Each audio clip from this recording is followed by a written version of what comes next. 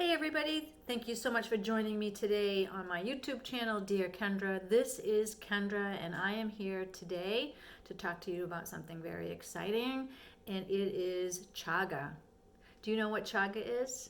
Have you ever seen it? Well, I'm going to go over that today. So let's get started. So let me show you what it looks like. So this is Chaga. This is a chunk of Chaga. So it's a very hard piece of thing, and it's found on yellow and white birch trees in cold climates. So North America has chaga. My state of Maine that I live in has chaga. Canada, Russia. So you find it on birch trees, and what happens is a birch tree may get injured in a spot and it grows this fungus. It's actually a fungus. Even though most fungus you think of are not hard like this, but this grows hard.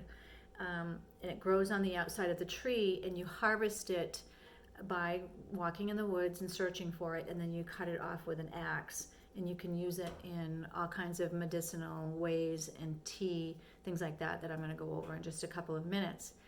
But I've been drinking chaga tea for a few years now, and I harvest it myself as well. It's pretty prevalent up here in my state where I live, so it's pretty easy to find. And there's this big boom of people using it for all kinds of things. My daughter actually makes an elixir out of it, and she also puts it in her homemade face cream that she uses.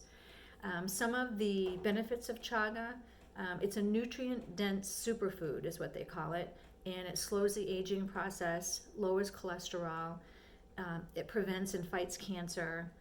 Lowers blood pressure, supports the immune system, fights inflammation, lowers blood sugar. So it's a really great overall medicine that has been used since the 16th century. So they've been using chaga since the 16th century for overall health in different countries. And I heard about it just a few years ago, and so I started making chaga tea. So basically, to make chaga tea, there's a couple ways that you can do it. The way I do it is I take a chunk of chaga and I put it in water, and you cook the water. You don't want to boil it. You want it to be about 180 degrees, but you don't want it to go over that. You don't want it to get boiling, but it's the idea when you're cooking chaga for tea is low and slow. So you want to keep the heat low, and you just want to cook it for a long time. So you want to cook it, I usually cook my chaga for an hour and a half. And the cool part is you can reuse this. So once you've made your chaga tea, you can drink it like that. You can add it to coffee. You can put it in foods, in your shakes, juices, whatever you want to do. And once you've used this, you strain it out, and you can reuse it as long as the liquid stays dark in the pan. So if you're reusing this and it's no longer dark, then it's done. But you can use this over and over and make tea out of it. Some people grind up the inside. See how it's gold on the inside? Some people grind this up and steep it in some hot water and put it in their coffee, or just drink it as a tea.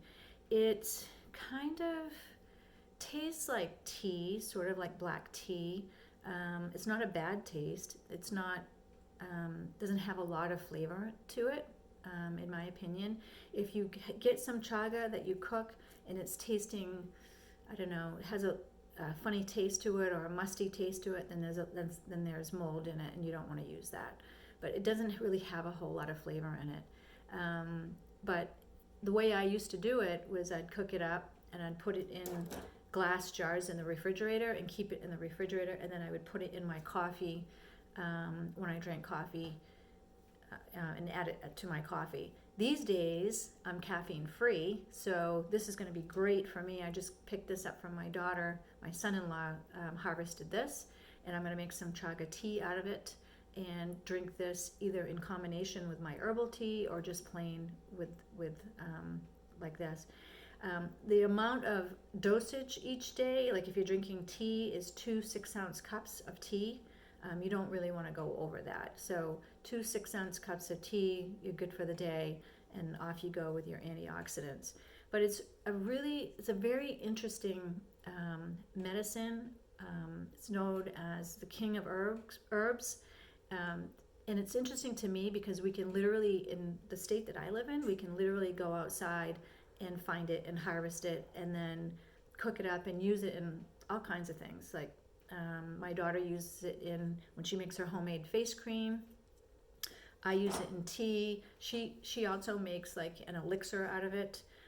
So you can use that and just you mix it with alcohol and it makes this elixir that you take a couple of drops a day for your nutrient dense superfood. So I wanted to bring that to you. I know a lot of people have heard about chaga but didn't really understand what it is or what it was, what it looked like, that type of thing, how to harvest it. So I thought I would bring that information to you. If you have any questions on it, I actually use it. So if you have questions on it or how to harvest it, I can certainly answer those questions. But happy chaga hunting. You can also buy it online. You just want to be careful who you're buying it from, that type of thing.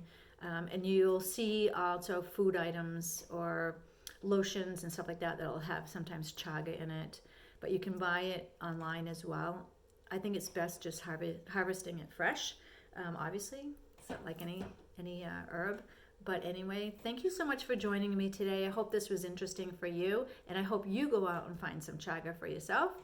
And if this was of use to you or your friends, don't forget to hit the like button, and please don't forget to subscribe to my channel. You won't want to miss my upcoming shows. And I guess that's it. I hope you all have a fantastic day today. Love you all. Take care. See you soon.